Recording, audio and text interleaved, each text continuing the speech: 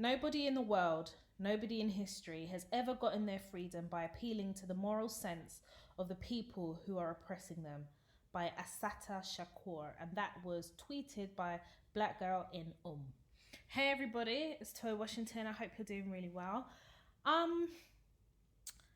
really thought that this was going to be like one of the episodes that I'd scoped out. I really wanted to dedicate this episode to microaggressions, and I know that it's something that I've spoken about quite pervasively in some of my other topics, but I really wanted to have an episode dedicated solely to microaggression, because that is the go-to for most racist white people in our offices. It's the microaggression that seems to be more familiar to them, and therefore they use and exercise quite freely.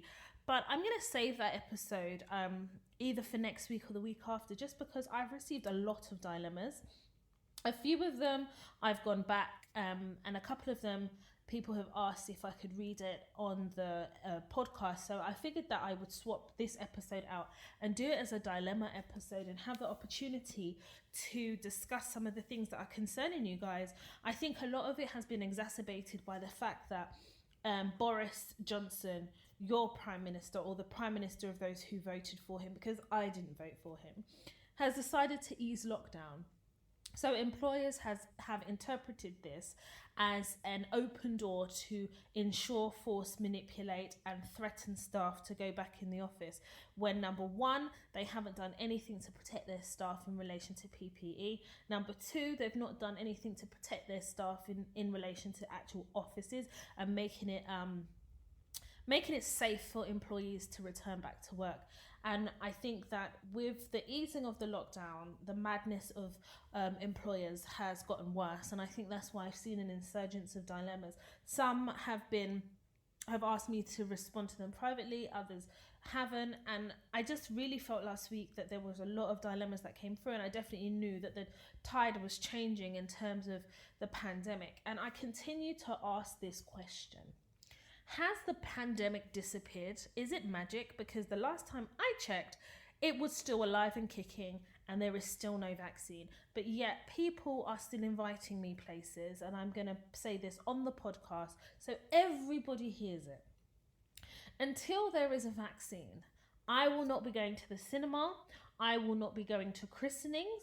I will not be going to birthday parties, baby showers, weddings, hen nights, and anything that requires a group of people. I will not be attending, because I am not subscribing to the government's herd immunity ploy, because this is exactly what it is.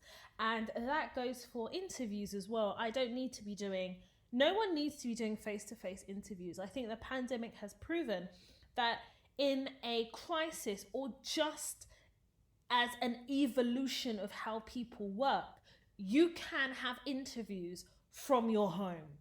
You can do your job from your home. And there is no reason in a pandemic, because we are still in that pandemic, and especially as the government has released all these journals and all this research to say that Black and ethnic minorities are more susceptible and more likely to either contract COVID-19, die from COVID-19, or be most affected by COVID-19. So if that is what the government has discovered, no one can expect me then to put myself in harm's way. And anyone that expects you to has an issue. And I'm going to talk about that a little later on, about employers forcing people to come back into the office, especially now that all the pubs are open, because you know that the pubs in this country, that is the United Kingdom, is the core fabric of the culture in the UK. White people and their pubs, it is literally, this is their intrinsic way of life. And if the pubs are open, there ain't no problem. Everything is back to normal. And I think it is sad. I think it's concerning, especially because you will see in, say, Brixton, they were doing a block party and the police came down in riot gear. But in Soho, when the pubs were open and everybody was like literally waving two fingers up to social distancing, I didn't see not even one police officer in sight. I am truly shocked that in a global state of emergency, where Boris Johnson almost died himself of coronavirus. Not only has he forgotten what the nurses and medical professionals did for him, not only does he not give a shit about the people of this country, but I will put it to you that the only thing Boris Johnson and the Conservative Party care about is the economy. And we are just a byproduct of that economy. I haven't been on the train since March. And honestly, I see trains as a virus incubator.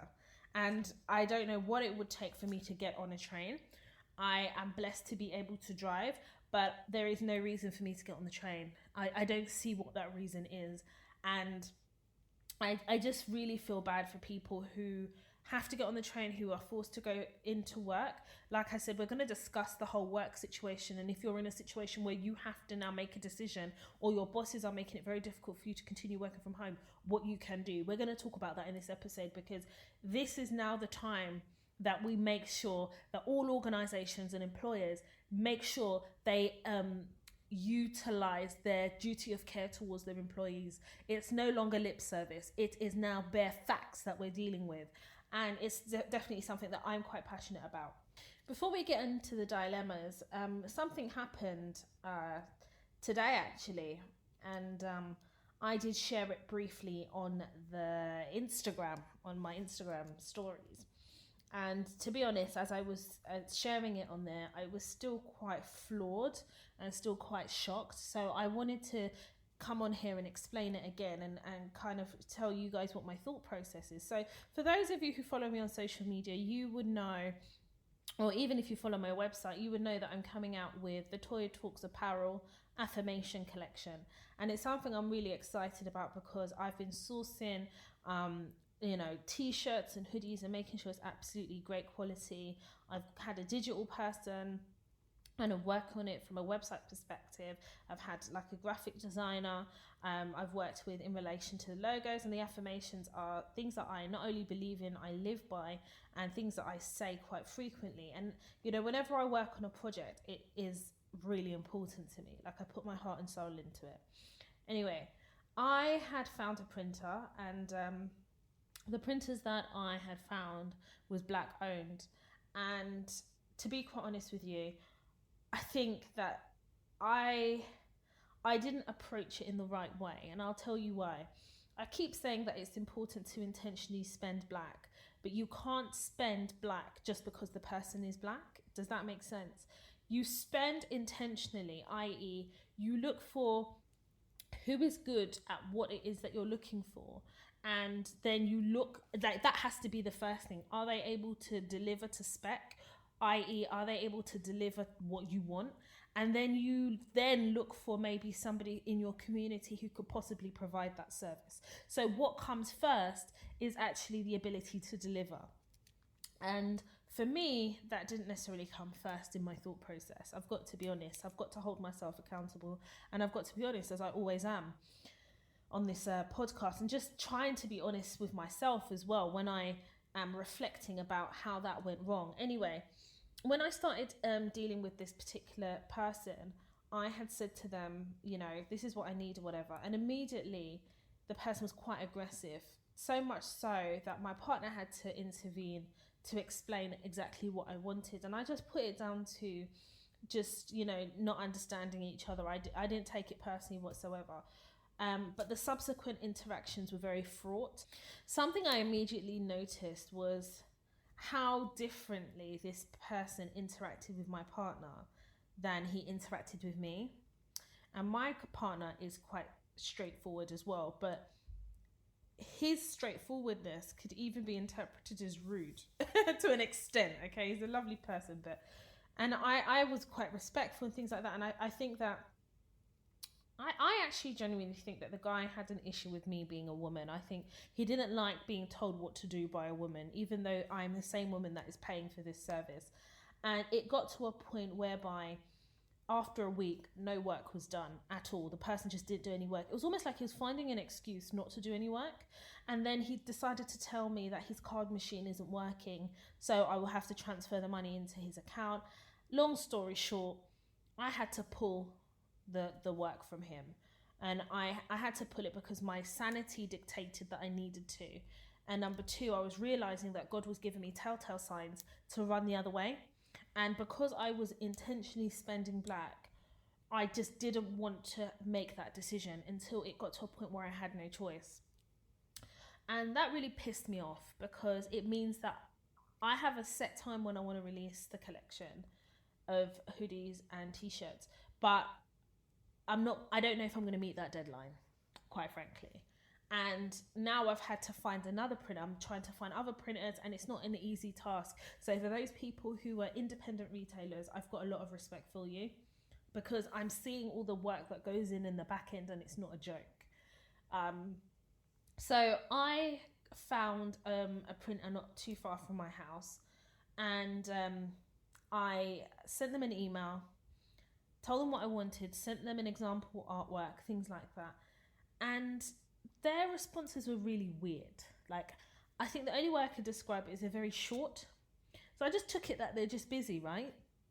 And then I said, listen, can I come over to your studio on Monday? I really need to get this done. And I didn't hear anything. So Monday morning, I decided to give them a call. And as I'm on the phone, I said, listen, I emailed you guys and I've asked for an appointment and I haven't got anything back. He says, what's your name? I said, Toya.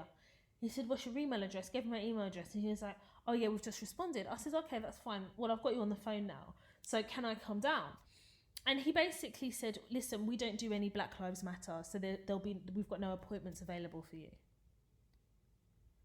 And then he put the phone down. I was shocked. Because number one, there is nothing in my affirmation collection that says Black Lives Matter. But even if it did say it, what is the issue? But the artwork that he was sent had pro-black does not mean anti-anything, and you can't put black women in the corner. Those are the two affirmations that mention race. And then I said to myself, do you know what? In a society where black people are continuously oppressed, you can ask any other race, white, Asian, and any other ethnic minority, the people who are honest will say that when it comes to black people in general, they're not only picked first, they're never picked first, they are the oppressed. Yeah, we are the minority. I think the percentage of black people in this country, we are classified as black people as a minority. But yet, racist people are so infuriated by Black Lives Matter. And there are other, I think there are other things in play. I think that the idea that black people have now wisened up to, and we've always wisened up, we've always known, but we are now wisened up to the strength of our voices. And we are now speaking out about this oppression. It is shaking the fundamental bones of racist people who seek and need to protect racism, to hold on to their white supremacy. Now, I am still shocked that that was the response I got, because I just was not expecting that. But then it made sense as to why the messages were few and far between. It's almost like they were doing me a favor type thing. And now I get it. They didn't want to work with me. Okay? They don't like the artwork. It's not representative of their All Lives Matter agenda. But Toya Talks isn't about all lives. It's about black women. And it's about how black women navigate the world of work safely. And it's about how black women are going to be successful in a white construct that is designed to oppress black people and designed to crush black women. And I'm not going to have it. And I think what it reiterated to me is the importance of continuing to push Toya Talks and to make sure that the Black Lives Matter is not just a movement, that it becomes a way of life, because all lives can never matter unless Black Lives Matter. And Black lives have not mattered for a very long time. And I think it hasn't mattered for a very long time for racist people because they seek to hold on to the history of slavery and what it means to them. We are free. And as Black people, we have a duty to, number one, yes, intentionally spend in our community. But remember what I said. It's important that it can't be, the first and foremost thing in your mind can't be, I'm spending Black. That can't, it doesn't work. It has to be, I want this delivered. These are my requirements. Who then in my community can then deliver it? It has to work like that, because I think that at the end of the day, a lot of the industries are not owned by Black people. So there will come a point where you have to spend outside.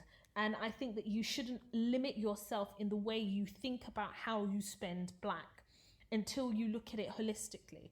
So I still want to spend Black, of course. And I think what I've decided to do now is I have a spec, I have a requirement. I'm looking within my community. And if I can't find within my community, then I have no choice but to spend outside of my community. And that is my way of thinking now. But in spending outside of my community, believe me you, if I hear a pin so much as drop, or an awkward gaze, or an awkward stare, or an awkward conversation because the white man is uncomfortable with any of my affirmations, I will be putting them on blast. A lot of people were asking me to put on blast and name the company that made that comment to me about they don't do Black Lives Matter and all of this. And I had to really think about it before I did it, but just because I didn't want to act out of emotion and act in anger by, just saying who they are, I wanted to think through it, because I can't sit here and tell you guys to not act in emotion and then do it myself. It's hypocritical. And I had a chance to think about it, and I have to protect my community, because the way I look at it is I wanted to spend my money to sort out my product, and a company who are not Black but offered the service, I literally just wanted a quote. I wanted to go down to their studios, and their reason for not working with me is because they don't believe in Black Lives Matter. But I guarantee you they're taking Black people's money. I also guarantee you that they would never put that in writing, because they didn't ever put it in writing. It would always ever be a conversation, because when you just have a conversation and you do not have things in writing, it is your word against theirs. And that is just the way it works. But I wasn't expecting to have that type of a conversation, because of course, if I ever, thought that would happen, of course you do it over email. But the fact that this company felt comfortable to say it, then I'm going to feel comfortable to put them on blast. And their company is called Touch of Ink, and they're based, I think, in East Ham. Stay away. Since they don't believe in Black Lives Matter, that means they don't also believe in Black money. And therefore, if you decide to go and spend at Touch of Ink, you do so at your own risk. Okay, so let's move on to the dilemmas. Now, obviously I've read these dilemmas, but I haven't written anything down, so it's not like I've prepped my answer. So I'm just going to read them, and then I will give you my advice. So this young lady sent me a dilemma, and it was from a Facebook group, but she wanted to know what my opinion was. So it's not necessarily her dilemma, but a dilemma that she's seen, and she wanted to know what my thoughts are. So this was what was left in the group. Hey sisters, I need to vent. I'm a people pleaser and an introvert in a workplace with very outspoken, blunt, very almost mean women. I always feel out of place. I've worked with them almost 11 months while they've been there for 7 years plus, and I have become very close. She's also a people pleaser and not good with conflict. Last week, she decided to make me her assistant manager, and they all lost it. Doing no call, no shows to spite me. So I'm working longer hours, making jabs, saying I didn't earn it. It just hurts my feelings, and I feel like just giving up with the position because I feel like maybe I'm not qualified enough. Well, first of all, I think we need to celebrate the fact that this Black woman is being very honest with her feelings, how she feels, and I think we definitely need to congratulate her on this promotion, because she wouldn't have gotten that promotion if she didn't work for it. But I am going to say this. The one thing that made me uncomfortable in reading this is when she said that her and her general manager are close, because I think that, I'm assuming her general manager is white. I'm just going to assume that. by what she wrote here. And I feel like if you and your general manager are close, then clearly you're not close enough for her to recognize that she's left you in a really difficult situation. She's promoted you, and I don't know how that promotion went about. Was it advertised internally? I think that managers need to be more responsible. Now, you can't cater to all the personalities in your workplace, but if you and your manager are very close, you and your manager, especially your manager, would have anticipated that there would have been some type of backlash in promoting you to assistant manager.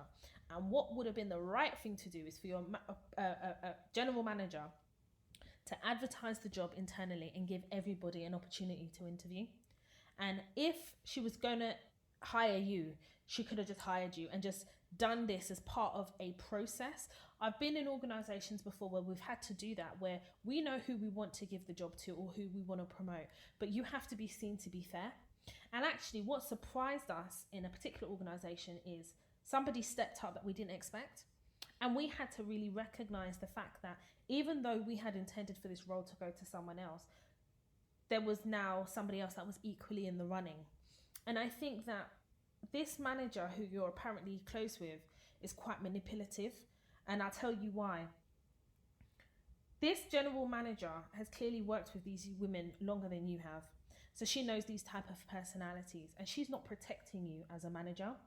General managers, part of their role is protecting those who are their direct reports. So if you're going to hire an assistant manager who's going to stand in between you and your other employees, then you need to, as a general manager, evoke some level of authority. And part of that needs to be protecting your assistant manager who you have decided to promote to that role. So when this young lady says that there's no shows and she doesn't like conflict, then I feel like, do you really want to be an assistant manager? Because if you're in any managerial capacity, you are always going to be in the line of fire. You are always going to have to find the strength within you to exert your authority. And that authority then has to be backed up by your general manager. But if I just concentrate on this young lady as an assistant manager, if I was in your situation, what I would do is start making a note. All the no-shows, all the issues, make a note of it. And then you need to devise an action plan about how you're going to tackle this. Once you've devised an action plan, you need to go and speak to your general manager, and you need to make sure that she supports you. And when I say speak to your general manager, any meeting that you have that is verbal with your general manager has to be summarized in an email. And you need to reiterate what your plan, what the issues are, the plan of action, and how you need your general manager to support you in that order. I definitely understand how difficult it is to go into an organization and you've not necessarily been the longest serving member of staff, and everybody kind of creates cliques, and then you come in and then you're getting promoted and they're looking at you thinking, what is so special about you? But this is why I say to people, workplaces, yes, we spend a lot of time in workplaces than often we spend with our own family. But workplaces are not a social club. It is not a cafe. They are professional environments. And I definitely think that you need to reevaluate how you approach work, because they see organizations, people that you work with will always see if you're closer to one person than another. Naturally, you gravitate to certain personalities. But as soon as you become any type of a manager, especially as a black woman, you are automatically in the line of fire, automatically. Unfortunately, it is just part and parcel of how organizations work. But knowing that you are in the line of fire, knowing that you're going to have a lot of negativity to deal with, you have to protect yourself with some type of coat of armor. That coat of armor has to be, one, you have to pull out some strength from within you. You have to know within yourself that you've worked hard enough to get that role. You need to stop looking for others to almost confirm that you deserve to be where you are. Because I guarantee you, if you didn't do what you needed to do, you wouldn't be promoted to the role that you've been promoted to. So number one, we need to get some self-confidence and self-belief happening here. People cannot believe in you unless you believe in yourself. And even if people do not want to believe in you, they need to respect you. Because what you're dealing with here, young lady, is respect. You don't have any respect. And part of that is because none of these people that you work with have respect for your general manager. Because if they had respect for your general manager, they would have respected your general manager's decision to hire you as an assistant manager. All that general manager has done is basically shirked off responsibility of having to deal with any type of negativity that comes from managing subordinates. And that is just this. You are now an instrument that she's using as a shield to protect herself. So the question I have to ask you is, what are you using to protect yourself? Because she's just throwing you into the lion's den. You're having no-shows. People are not even showing up to phone calls. Do you know how disrespectful that is? That basically says we do not give a fuck about your authority as an assistant manager. We do not give a fuck about anything that you have to say. And quite frankly, we do not recognize your promotion or your position. So you have to get to a mind frame that, number one, these people are never going to be your friends, ever. But you need to turn the tide. And the only way you are going to do this is proactively taking a stand. And the only way you're going to take a stand is if now you take a step back from the situation, analyze it for what it is. Like I said, have a detailed, when I talk about burn folders, these are the type of things that go in your burn folder. Out of these people that you're working with, the people that you are managing, one of them or two of them or all of them at one stage are going to make a complaint about you. They're going to go to HR. They're going to try and make you lose your job. I promise you. If they're doing no shows already, you don't know what they're planning. So you've got to get in front of this. There's no point now running into your feelings and feeling that you're not qualified to do the position, because you're in it, you're earning the money, you've been asked to step up, you've stepped up, you've accepted the assistant manager position. Since you've accepted it in its entirety. So there's no need now for us to start regressing and feeling like it's not time for that. Do you understand? In order for you to hold on to your job and inadvertently save your job, I suggest that, number one, you have a burn folder dealing with all these things, the no-shows, the disrespect, the ignoring of emails, everything that makes your job harder as a manager, everything that causes you to feel disrespect as a manager, all the slide comments, the rudeness. You need to keep this. It's almost like a detailed register, time, dates. We want everything. And then you go and have a meeting with your manager. And since you guys are so close, she should understand that this is her time to be a manager. And I'm not saying that she should go and defend you. That's not what you're asking for. You're asking for support. And if she cannot give you that, then you do not have a job. Is a fact. If she cannot give you that support, you do not have a job. Because if she gives you that support, you will now be able to assert your authority, and there now needs to be consequences. And those consequences is, if they do not step up, get used to the fact that you're a manager, stop disrespecting you and recognizing that you are now the assistant manager, you will take them to HR for gross misconduct. Simple. You need to tell them in your plan of action to your boss, you need to write down what the consequences are. Your boss needs to sign off on it. That is the only way. One of my guy friends, when we were in our 20s, had actually been promoted in Google. And he'd been in Google, I'd say, for about 2 years before he got this promotion. But he was the youngest in the team. And I remember one day we'd all gone out for dinner after work. And he was basically sharing this great news. And he said, I know the team are not going to take it very well when it's announced. And I said, well, why won't they take it well? You get on really well with your team. And he said, well, it's because, number one, I'm a black man. So we know for a lot of them, how dare a black man be in a higher position than us who've been here, and our white privilege is just there for everyone to see. Why is it that a black man should be promoted over and above us? He said, that's one of the reasons. And he goes, the other reason why he knows they'll have a problem is because obviously his age. So I said to him, well, if you know what the problems are going to be, then you need to plan for the solution to those problems. And he goes, what do you mean by solution? I says, well, if you know that these are the issues, what are you going to do to mitigate those issues? How are you going to now set your stall about how you're going to move forward with them now that you're in a senior position and managing some of those people? You need to have a plan of action in your own mind. And he was there for about 4 years in total, so 2 years in the senior role. and he decided to leave because he said it got to a point where it was just too much for him. And I'd like to think that obviously we've grown up, we've matured, that he would handle it completely different. And I think having gone through certain organizations and worked for different places, I definitely know that if I was in that situation, I would have handled it completely different. But I think it was important for my friend to have that experience, because I think that was his first taste of any type of management. And his personality now is completely different. He's a lot more confident in himself, very self-assured, and he's very aware of how people behave. So everybody's all your friends and laughing when they think you're all on the same level. But as soon as they see progress in you, as soon as they see that you may be advancing beyond them, the tide changes, the reaction, the interactions, and work almost becomes uncomfortable. And I think as Black people, we are so used to not necessarily being comfortable at work. And I think that is also a superpower, because when we are then promoted to senior roles and say junior members of staff are not happy, well, we were never really comfortable anyway, so you should see it coming. I don't like this whole I'm so surprised situation. You know who you are working with. You can anticipate how people are going to react. You know, even if you're not a people person in understanding personalities and things like that, I think everybody has an innate instinct within them to know if somebody's positive or negative.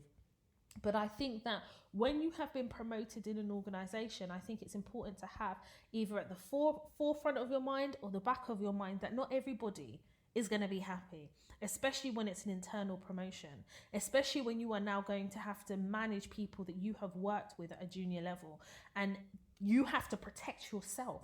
So this is now using a burn folder in a different way, because this particular burn folder is more about evidencing the difficulties in internal promotions. And it's more about your manager now, you're talking about objectives and things like this, but developing good management skills also comes from how your managers support you to be able to develop into a good manager. So I hope all of that has helped, and I hope the young lady who sent that in to me, that the advice that I've given has helped. But more importantly, I think, we have to recognize that no matter how close you are to these managers, no matter how close you are to these colleagues, they're just managers and colleagues. They're not your family. When people say work is like my family, well, when the situation changes and the status quo is no longer the same, let's just see if they become your family. So dilemma number 2. Hey Toya, I love your podcast, and I am so grateful to my friend for directing me to the Toy Talks platform and the podcast. You are honestly a breath of fresh air, and I love how you manage to break down all the things that I want to hear without even hearing from me. I wanted to get your opinion about something. I've been working in my organisation for quite some time now, 4 years plus, and one of my friends is hoping to leave her job and has asked if I could put in a recommendation for her so that she can get an interview and possibly work in my workplace. What are your views about working with friends? Have you been in this situation before? What do you think I should do? Oh, that's so sweet. Thanks, Anonymous. Thank you so much. It's so lovely of you to say. Oh, child. Well, listen, a few years ago, I was in this exact same position. So I think the best thing for me to do is tell you what I went through and how I experienced the same thing. I can't tell you what to do, but what I'd like is for you to learn from either my mistakes or my successes, okay? So a few years ago, I was working for a particular organization, tech company, and I'm all intents and purposes, I still look back and think that was my dream job. I loved it. I was on decent money. I really, really liked the people I worked with. I was very much myself there. And I was really navigating it really, really well. I literally was thriving in this organization. And me and my really good friend, and I know she wouldn't mind me discussing this here because we're quite open, and she knows I do the podcast, but me and my really good friend, who I'm still really good friends with now, we were working somewhere together before I joined the tech company. And when I had applied for this particular tech company, I was really shocked when I got an interview, and that's just because I had no tech experience. But everything else, I ticked all the boxes. But this was the type of organisation I really wanted to work for. this was one of those things that when I was looking objectively about my career and my progression, if I could work in this particular tech company, it would be like a launch pad to other companies, and more importantly, in terms of experience, it'd be a great launch pad, and it actually really was. So when I got the interview and everything, my friend was so excited. I got the job, and I remember at least a month or two after I got the job, me and my really good friend, we went to dinner, and she was looking for a perm role, and she had left the organisation where we were working at before. And I said to her, you know, you'll really love it here. And she goes, I'd love to work there, but when I applied, I didn't get a response back. And I said, well, I get on really well with the head of department, and I know they're looking for someone for our department, so I definitely, will tell them about you. Send me your CV. Long story short, forwarded her CV, and because I'd been working there by then, by the time I'd recommended her, I'd only been there a few months, but it was enough time that, I'd really worked on some really difficult contracts and delivered them. I really got on with everybody. I was really, really well liked and really well regarded and respected. And because I had told them that she was my friend, I know that my line manager was reluctant because friends working together. But because I'd recommended her, they were like, okay, cool. Anyway, she managed to get the job. And within day 2, she called me aside at work and she says, Toya, I can't do this. I was like, what do you mean you can't do this?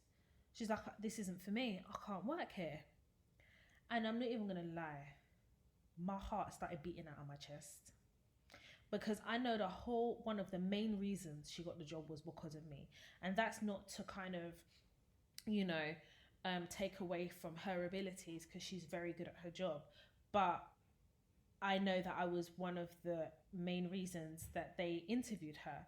After all, when she applied herself, she didn't get a response.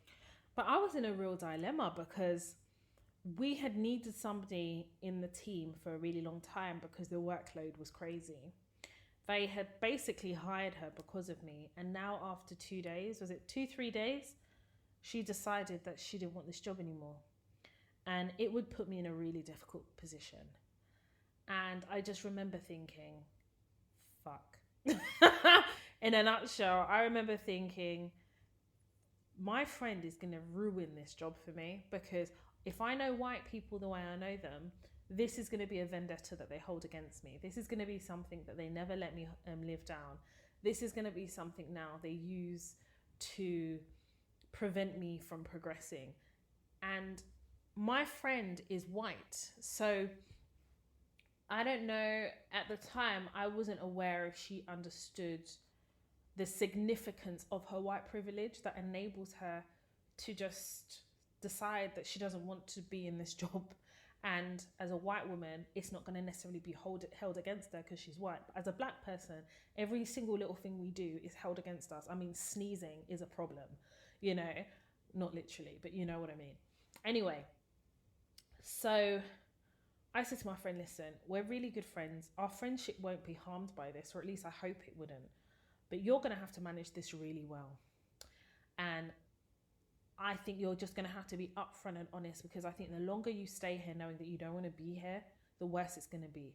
And at least if you just kind of cut the cord now, they can look to find somebody else, or at least they don't spend time training you only for you to leave, because it's still time and effort training somebody away from business as usual. And she agreed.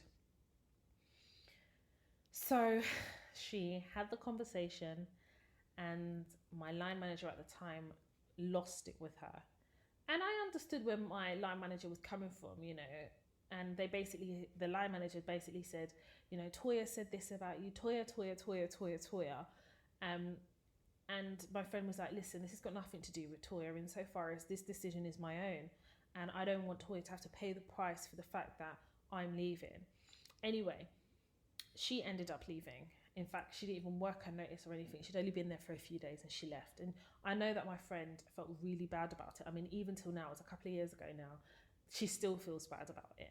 But I always say to her, with every situation, you have to learn from it. I learned a really big lesson. And my lesson is I don't recommend friends for jobs that I'm working in, ever. Because for me, white people don't have the bother of having to be strategic with their career. They don't have to think about how they have to, modify their personalities in the workplace and be seen as either less aggressive, less combative, or less of anything. White people can just be. Black people don't have that privilege. So when my friend left, I had to pick up those pieces. And in terms of progress from a work perspective, it did set me back a couple of steps. Of course it did. Because you imagine, I had obtained their trust in such a short time. And suddenly somebody had eroded that trust, and that person wasn't even me. And I just decided to be very head on about it. So after my friend had left the organisation, after 3 days, I spoke to my line manager and I said, listen, I'm really sorry, because I have to apologise, because I know that I am one of the reasons you guys hired her. It's not just one of the reasons you interviewed her, but one of the major reasons you hired her was because of my words. And you trust my words because of how I conduct myself and my work ethic and just the way I am. But how my friend behaved is not a reflection of me. All I can do is learn from this situation, apologise, and continue to do my job to the best of my ability. And going forward, I can't recommend somebody now, because I have to also factor in that this organisation or this workplace or even this job may not be suitable for that person. For me personally, I think this organisation is great for me. But where I went wrong is that I assumed it'd be great for somebody else. And my boss was really lovely, and she said, Toy, one thing I love about you is you're honest. So I appreciate your apology, but there's no need to apologise. Well, obviously, you guys know I have to apologise, because at the end of the day, the inconvenience was caused by me recommending her. My friend, like, come on. And then the head of department, who again had a fantastic relationship with and who was part of the 3-stage interview, I had to go and speak to that head of department, because that head of department always sings my praises, was apparently singing my praises in my friend's interview, and ultimately is the decision maker of everybody, including the line manager. And I just said to her, listen, I don't know why this is not good enough for my friend, but I apologise that I placed you in a situation whereby you felt like you even had to interview her because of me. Before I could finish my sentence, the head of department was like, Toya, at the end of the day, you thought you were doing a good thing. And it's, for me, as far as I'm concerned, it's about intention. But you cannot be in control of what people do when you give them an opportunity. You just have to trust that they'll do the right thing. And when I think about this dilemma that this young lady has, now explaining the experience I had, my position is always, I want the best for all my friends. Otherwise, they wouldn't be my friends. I want them to succeed. I want them to be great, and I want them to be successful in all their endeavors. But when it comes to your career, when it comes to your job, that puts food on your table, food in your fridge, that puts clothes on your back, you need to be selfish. Selfish. Because if anyone would have told me that my very, very, very, very good friend would leave after 3 days, I would never have believed it. But having been in that situation, it was awkward for like 3-4 days after. And even after I had rendered my apology, you know how white people are, they don't forget shit. And I literally felt like there was a rod on my neck. So I had to deliver my job at even higher level, because for me it was like, I have now so much more to prove. There's so much more on my plate now, because my friend has gone off now after 3 days, and she's left this debris of destruction, and I have to now mend that before I can even now think about moving forward in my career and continue to establish these great relationships and continue to develop these great allies. I had to kind of deal with that. Now, if I had gotten defensive, if I had been anything other than a professional, it would have worked out in the wrong way. I think they would have managed me out. They would have held on to that grudge. But I was honest and I was open. But more importantly, I had to distance myself from my friend's almost knee-jerk reaction, because everybody in that particular organization knows that I'm quite logical, I think things through. So they couldn't associate me being that way with my friend who basically had just, knee-jerk reaction, boom, I'm not, I'm leaving. They couldn't, and I had to almost separate myself from my friends. I had to, because I had to save my job. My friend has now buggered off to another job where she's getting paid. I can't afford to lose my job because I wanted to be a great friend. And I think getting your friend a job where you work is not it doesn't testify of whether you're a good friend or not. It just means that you have some form of influence that enables you to use it in your workplace to get your friend in. And I think gone are the days where I think it's healthy to work with friends. I don't necessarily think it's a good thing, because I feel like if you had a fallout with your friend, you can't not bring it to the office. You can't, it will manifest itself in some way. But I think going forward, if I was working in an organisation and one of my friends says, Toya, could you get me in? I think I wouldn't get them in. I would probably take their CV to somebody, but I wouldn't even say that's my friend. I'll just say, hi, I was given this CV by somebody in my network, and I know that you're looking for somebody to fill this position. So I thought that I would, be the middle person and submit their CV. I wouldn't even say this person's my friend. I don't think there's a problem with submitting the CV, but using your influence to get them an interview or the job, for me, is a complete no-no. I think people need to get the job off their own merits, because I feel like if it doesn't work out, then that's on them. Do you understand? So in terms of getting my friend a job, I don't believe in that aspect of it. By getting their CV where it needs to be seen, of course I can do that. I have no issue with it. But I feel like my work influence, I'm only going to use it for me. I can't use it for other people who I don't know their plans, if that makes sense. So I hope that helps. And even like thinking about it now, my friend really put me in a really difficult situation. That's enough that could, cause a friendship to kind of pause, but I thank God Almighty, knowing the ability and having the strength to navigate white people, because their blueprint is all the same. It's about just understanding how I fit into the equation of working with white people. And I think all of us need to be able to understand how we work with these white people, because they own these workplaces, they own the narrative, and their blueprint is the same. But as a black woman, I know where my strengths are, I know where my weaknesses are, and I know how to utilize an organization to get what I want. And the end goal for me was to have a substantial amount of years of tech experience to propel me wherever I want to go. And now look at me, I'm a contract consultant, I work for myself. And, working in this tech company was part of the reason why I am doing what I'm doing, And had it been left to kind of sour because my friend left, the only person that would pay the price is me. And I think definitely, my friend who we get on really, really well, and we have quite a healthy, honest relationship where I'm able to have conversations about how her white privilege benefits her. We've had very difficult conversations where she gets certain contracts because she's white. It's really that simple. Whereas as a black woman, it's harder for me to get those contracts because it's more for me to climb.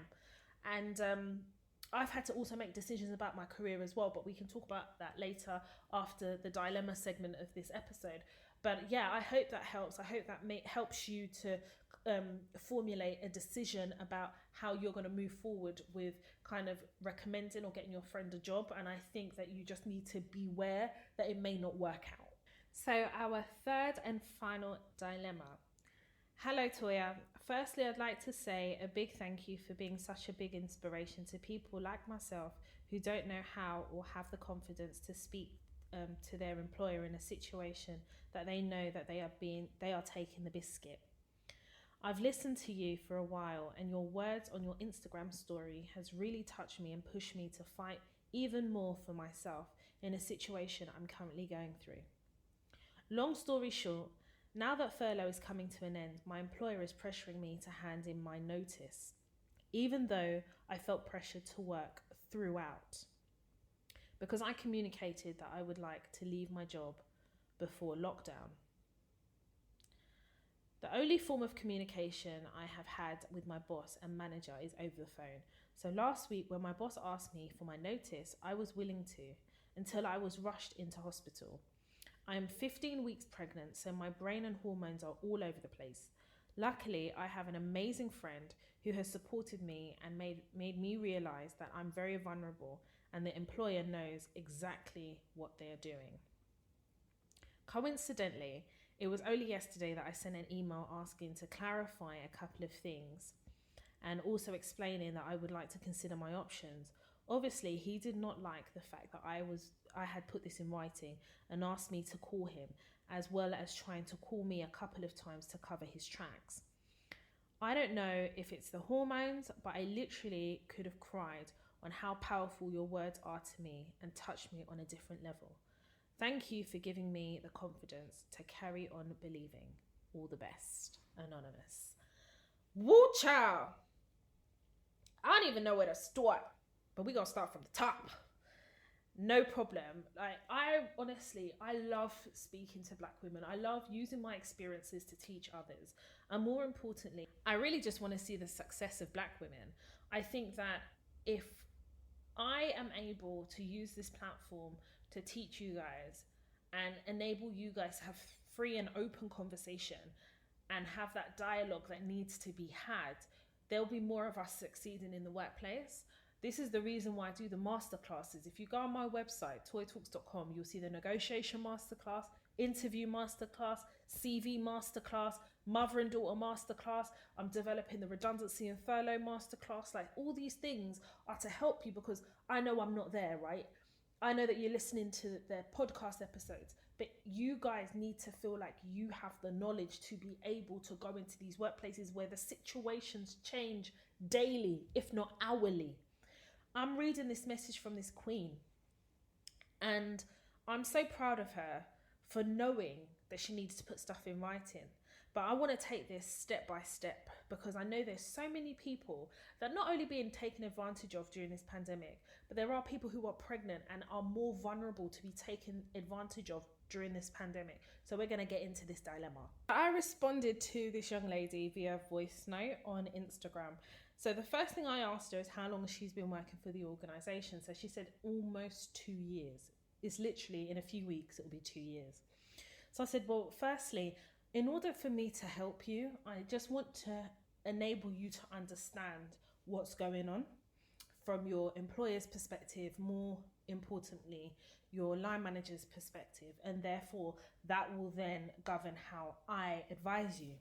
I said, for the fact that you've been in this organisation for less than 2 years, the reason why they want you to hand in your notice right now, no justifiable reason, they just want her to hand in her notice, is because if she hands in her notice now, then obviously she'll just work her notice. Any holiday that she's not taking, they'll pay her and everything. But if she doesn't resign and they make her redundant, after 2 years, she qualifies for statutory redundancy. Now, this organisation has placed her on furlough. So it tells me that they're directly affected by the pandemic. They're trying to save costs, okay?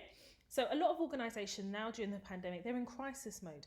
They don't want to spend any more money than they have to. They're possibly letting go of their contractors who they spend a lot of money on. And now they're looking at how they can save costs. So part of saving costs is furlough. But as we're nearing the end of the furlough period, organisations are having to look at their workforce, because human resources, workforce is what takes a lot of money. It takes a bulk of their budget, more than half of their budget. So I said, that's his motivation. So if he's keeping things on a call rather than on email, it's because he doesn't want no audit trail. He doesn't want no evidence. So in this situation, the first thing I would do, and she's done it so perfectly, she put in writing, but she now has to put in writing all the things that have happened to date. So I'm talking about being made to work during furlough, because there is a penalty for organisations who put their staff on furlough and make them work. The whole idea of furlough is that you are not working. The government are paying a certain amount of the furlough, and the organisations, it's up to them whether they meet the difference. But the whole reason why people are on furlough is because of this pandemic. And a prerequisite of the furlough, as I said before, is that you do not work for the organisation. So I would put in writing as follows. Let's call him Graham. Hi, Graham. I wanted to recap on previous conversations we've had in the past. I think it's very prudent for us to put this all in writing so we know where everybody stands. As you are aware, I am 15 weeks pregnant, and due to the pressures placed on me by this organisation, I have been not only rushed to hospital, but had to deal with a lot of anxiety. So I thought that it would be practical and beneficial for both of us if I put everything in writing. And if there is anything that I've missed out, you can also clarify by reply. As you are aware, as from so-and-so date, I was placed on furlough. However, due to the pressure placed on me by XYZ, I have had to, on different occasions, work during furlough. As you are aware, part of the prerequisite of furlough is that anybody placed on furlough, an employer placed on furlough, should not be working. However, this was not the case in my situation. You have asked me on numerous occasions via phone call to hand in my notice. And I put it to you that this is something that you have placed pressure on me to do.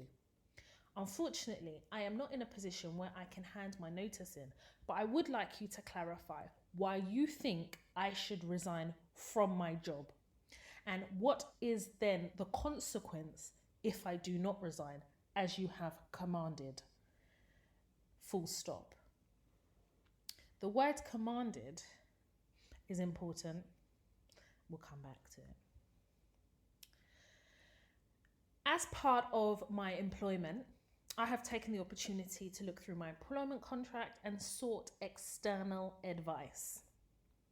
On the basis of that advice, your organisation owe me a duty of care under Section 44 of the Employment Rights Act, and I am exercising my right as an employee to be protected by my employer, and that extends to protection during my pregnancy. I will continue to evaluate the situation, and I will form a conclusion as to whether I should resign.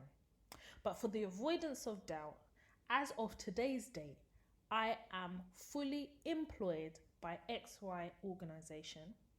I am currently on furlough, and therefore I will no longer work during the furlough until the date of my furlough has expired. For the avoidance of doubt, please confirm when my last day of furlough will be. As previously mentioned, as you are aware, I am 15 weeks pregnant, and I would like you to put in writing to me what I am entitled to as an employee who is pregnant and seeking to go on maternity leave. I would also like you to confirm when this maternity leave starts, what financially I'm entitled to, and when I will be returning from maternity leave. Furthermore, I would also like to put you on notice that the pressure caused by you in the incessant phone calls does not bode well for my mental health. I would ask that you exhibit the level of support that I know that you can, especially during these times of a pandemic where it's stressful for all. Moving forward, I think it is prudent, and for the avoidance of all doubt, that all communication be summarized in an email after each call. I would also like to understand what are the next steps moving forward, as I have highlighted some concerns in this above email. Full stop. That's how you do that. In that email, what you are doing is you're explaining things that have happened in the past that maybe you haven't summarized in an email, and you know that after every conversation with these employers, you need to summarize it in an email. But it's important now that you use this email to round up everything. Because one thing with Uber people, they forget things they say because they don't want to be reminded of the things they say, because when they move mad, they don't want evidence of their madness. So it's very important that as a prudent employee, that you evidence their madness. Now, it's up to him whether he wants to reply. If he doesn't want to reply, no problem. Then in a few months' time, you email him again. Further to my email dated I received no response. However, you called me. Everything has to have an email audit trail. People who are pregnant, women who are pregnant, are protected by the law, and they're protected because they're deemed as being more vulnerable than ordinary employees. Because what tends to happen is organizations may be going through a restructure, or anything can happen to an organization. And what used to happen was the people who would be at the brunt of it would be pregnant employees. So the way that the law has been constructed now is that employees who are pregnant are protected. You can't sack them on a maternity leave. You can't punish them because they're pregnant. You can't put them at a disadvantageous position because they are pregnant.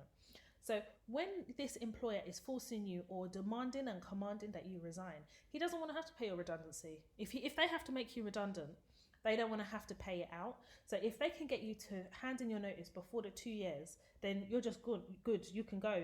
You know, they'll pay you your holiday pay. But if they make you redundant and you haven't resigned, and then you've worked there for 2 years, they have to pay. You understand? Like, it is purely financial for them. It's economic. And as far as they're concerned, you're an easy target, they believe, because you're pregnant. But you're not just pregnant. You're an intelligent, pregnant black woman. And you are going to use this grammar called English to teach them a lesson. The reason why he called you straight after you put in an email is he's panicking. Nobody wants an audit trail, because if you were to go to any type of mediation or employment tribunal, they'll be checking. And in fact, it will never end up there. It will never end up there. But the less of evidence that exist, the better for them. So it's better that you change your mindset in how you approach them, which I can see that you've done, because you've already started putting things in email. But that needs to be the status quo moving forward with this organization, because you can see they don't care about you. You can see, as far as they're concerned, you're just an employee number. Therefore, you have to understand the mindset of these people that you're working for. That's why I asked this young lady, how long have you been working there? So she can set the scene in her mind and understand where they're coming from. And I'm not saying where they're coming from is the right place, but understand their motivations will then help you decide how to deal with these people. She then goes on to talk about like her hormones and things like that.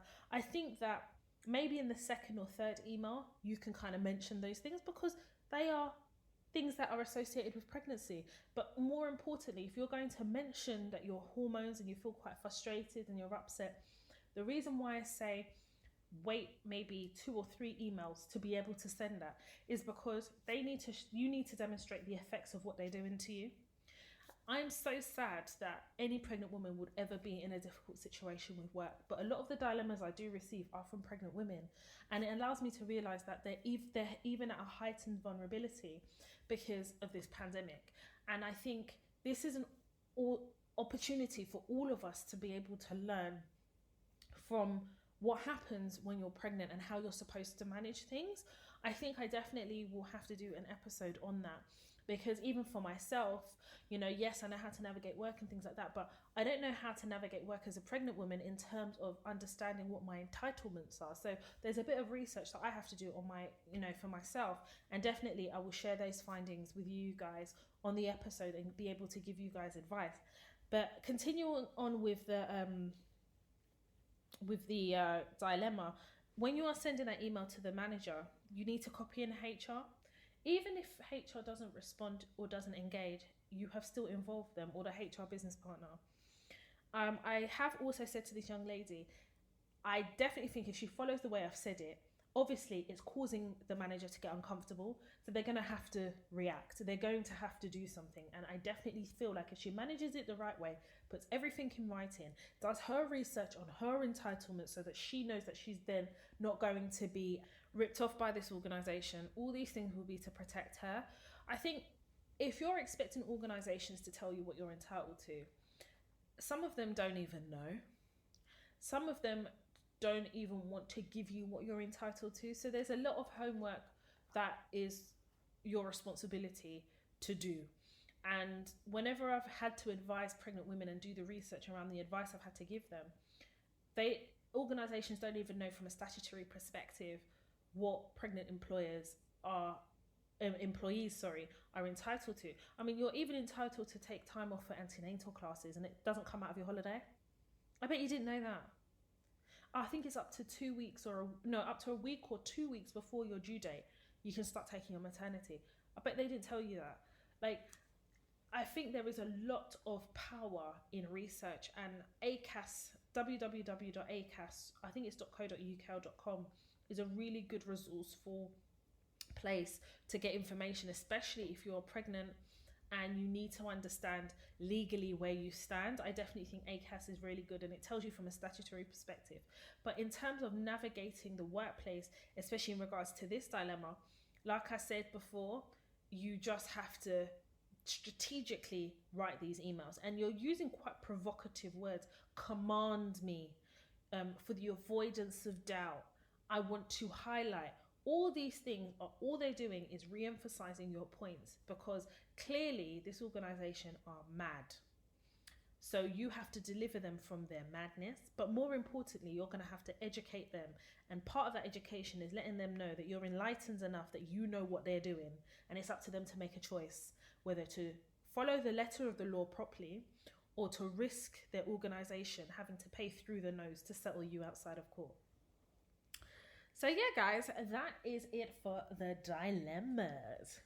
So remember, I started off this episode by talking a little bit about some of the frustrations I have, and I'm sure a lot of you have, in relation to the easing of the lockdown, returning to almost business as usual, as if this pandemic was just a figment of all our imaginations. Like, the last few months hasn't been a state of panic, uncertainty, where the Prime Minister of the United Kingdom was even taken into hospital, having shaken hands of coronavirus victims, telling us everything is sweet and dandy, even though his hair was more messed up than usual. He was knocking at death's door very loudly, and now he has come out the other side, and he's basically telling us that we should now go to business as usual and basically fend for ourselves. So a lot of organisations reopened their doors today and told people to come back into the office. I have had conversations with my friends in my group chats who have shared with me some of either their frustrations or have asked, what do I do? And this is the advice I've given them. If you are uncomfortable returning to the office, you need to put it in writing. And you need to stop fearing that you're going to lose your job every time you assert something. Because at the end of the day, if you are going to lose your job, you're going to lose it. It's not going to be because you have put forward something or you've highlighted something. I think we need to be more confident within ourselves. Because you're frightened to lose your job shouldn't be a reason why you are now left so uncomfortable. Even the thought of work now makes you sick. It's better that you just say what you have to say, do it in a professional way, rather than suffer in silence and say nothing. Suffering in silence is never the solution. Suffering in silence is the option chosen by people who would rather find themselves dealing with the pains of a situation rather than trying to at least vocalize where the frustration lies. So as I said, one of my friends, I said, listen, you need to put it in email. You do it to human resources manager, so the head of human resources. And I'm not talking your HR business partner, I mean the head of human resources. I would even copy the CEO at this point and my line manager. Hi, Michelle. I received your email on Friday requesting that all members of staff return to the office. However, I would like to highlight to you something that I wish to discuss. As you know, I have concerns in relation to my own health, as I have underlying health problems, but that to one side, you are aware of certain publications that have come from the government that has highlighted the propensity for Black and ethnic minorities to either suffer from, are more susceptible to suffer from COVID-19. And as you're aware, there is no vaccine. Whilst Boris Johnson, the Prime Minister of the United Kingdom, has eased lockdown, the reality is that the pandemic still lives and still exists. Therefore, I would like to understand what is being done as an organisation to mitigate the risk of contracting the vaccine. Part of that is understanding that one will have to get on the public transport to get into work, as I don't have access to a bicycle, but even if I did, I wouldn't feel safe riding a bike in traffic or in the street. Secondly, I need to understand how the organisation are protecting their employees in case there is an outbreak in the organisation. And thirdly, personally, I do not feel comfortable returning to work. I have been able to affect my job role from home, and I would like the opportunity to continue doing so until the situation changes in relation to COVID-19. What you are doing there is you're forcing the organisation to either put in place measures to protect their employees or actually tell you what they plan to do. Any organisation that asks all their employees to return at the same time is a problem. And I think that you have to be confident enough to say something, because I'm sure you're not the only person. But equally, I'd like to think that there are organisations that are not stupid enough to have a blanket, hey everybody, back to work on Monday, business as usual. Because all you have to do is go in the office and say you've got a headache and they've got to send you home again. So I think that this is the opportunity. I'm not saying sending an email like that is going to make them do a complete U-turn and say, actually, you know what? You stay home. I'm not saying that, but you need to put it in writing. If you really feel passionate enough not to go in the office, then you need to have these conversations really quickly, because as soon as you go into the office, you can't now say you're not going. You have to start as you mean to go on. So if you know that you don't want to go in the office, you feel uncomfortable, you're traumatized at the prospect of going in, knowing that, you know, you could possibly be exposing yourself to this virus, then you need to say something. A lot of like conversations I've had with recruiters in relation to consultancy work, I've said to all of them, I said, I'm quite happy to work remotely. In fact, I prefer 100% remote, because I'm not going to expose myself into an organisation where I don't know how they are treating the pandemic. I don't know if there's PPE. I don't understand what their contingency plans are. If I have an opportunity to work from home, that's what I'm going to do. And maybe I slim down my chances of getting consultancy work. I think the reasonable person understands that if one person contracts this virus and everybody else gets it, they'd have to close down their organisation anyway. And I think this is the opportunity now where you get to assert your voice. Like, nobody hears somebody who doesn't speak, because you're not saying anything. And in order to affect change, you have to open your mouth. I think what will humble a lot of employers and organisation is a second wave, and a second wave is coming. We've already seen it in Leicester where they've had local lockdowns. It's going to happen, it's coming, especially as we enter the winter months where it gets colder and it's harder to differentiate between the common cold, a flu, and COVID-19. So I definitely would even mention that obviously there's been a local lockdown in Leicester, and this is basically confirming that eventually we're going to suffer the same thing if social distancing, if things are not put in place to protect their employees. Simple. And then just take it from there. I'm not going to lie and say it's easy to speak out. I'm not going to lie and say that there are often not consequences for speaking out. But if an organisation is trying to manage you out because you have raised a concern about health and safety, believe me, you will know before you've said anything. And this is where you now start protecting yourself, putting things in writing, audit trails, and understanding that organisations can't just sack you for the sake of it in the UK. It doesn't work like that. They have to build a case. And you, having listened to the podcast and put things in place, will be able to read the signs.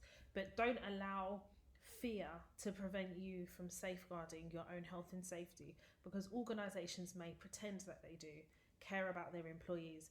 But remember, we're just an employee number. I think the rate in which they have made people redundant, the rate in which they have laid off staff has enabled you to know that when push comes to shove, organisations only care about their bottom line, their stakeholders, and their profit margins. Oh Lord, those dilemmas. So I don't know if you guys are aware of IR35. My contractors will have heard of IR35 or be well aware of what it means and the impact of IR35. So government passed legislation last week enacting IR35 that comes into full force and effect April 2021. And effectively, it is eroding the ability to consult and to do so outside of IR35, where it's more tax efficient for contractors. And I'm directly affected by that. And I've had to have conversations with myself about my next steps and where I see myself going with my career, especially, you know, settling down and things like that. And I never thought that I would ever have this conversation, but I did a few consultations yesterday and last week in relation to the impact of IR35 to consultants. And I had to be really honest and say, I'm having to consider going back to permanent employment. And I never thought I'd ever say that. For me, it's twofold. But the main reason would be because of IR35 and its effects. And I think that it doesn't make any sense working inside IR35 but not having the benefits that you would get as an employee, i.e. pension and a holiday. I mean, you get holidays if you work within IR35, but the same apportion holidays as perm employees and all the other benefits that you get being a perm. But obviously now being a consultant for quite a while now, I'm going into quite senior roles and I am taking a wealth of knowledge and experience into these roles. I think one of the biggest issues I always had with perm roles is the office politics. It is quite exhausting, and the luxury, and one of many luxuries of being a consultant, is that you don't have to deal with all of that stuff. You walk in, deliver, and piss off. That's basically what you have to do. But because I know how to navigate workplaces, I know that it'll be fine. But it's something I'm having to think about, especially now, like thinking about having kids and stuff.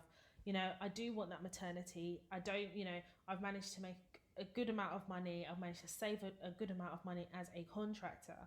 But you have to be reasonable. And I think the government and everything the government has done in relation to furlough and stuff like that, they need to recoup their money. How are they going to recoup their money? Is making sure that they erode any opportunity to be consultant working outside of IR35 and force everyone to pay into the system so they can recoup all the money and try and revive the economy. And effectively, that's what they're trying to do. So most contractors who work outside of IR35 have between now and April 2021 to continue to contract in the same way they're doing. But what we're seeing is the market is really bad at the moment because the pandemic, in terms of roles, are few and far between, but also the roles that sit outside of IR35 that one would prefer, those roles are just not turning up. And whilst I have been very blessed to have consultancy work that I'm doing here and there, I am thinking about more long-term and things like that. So I may have to consider a perm role, a senior role sitting on senior management, but going back into perm. It's been a difficult decision to make, but you do what you have to do. And I think I've taken my career on like where it needs to go in terms of like project managing it to a certain point. So now I'm hoping to reap the benefits of it. So let's see how that goes. And I definitely will keep you guys informed about that. So I hope that you've enjoyed this episode as much as I've enjoyed delivering it to you guys. I will keep you up to date about when I will be launching the Toya Talks apparel, the affirmation collection. What I will say is once the date is announced and they sell out, they won't be restocked for a few months. So if you know that you are really loving some of the apparel that you're seeing on the website, toyatalks.com, make sure you watch out for the date of the actual launch of the apparel on my social media platforms. I'll announce it here on the podcast. And don't miss out, because once it's gone, it is gone.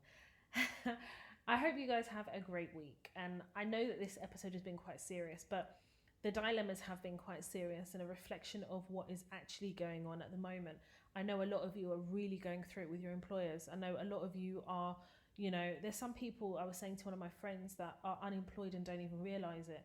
Because once the furlough scheme ends in October, I think there'll be a lot of people that are being made redundant. I will also be developing the redundancy masterclass for the Toy Talks website, toytalks.com.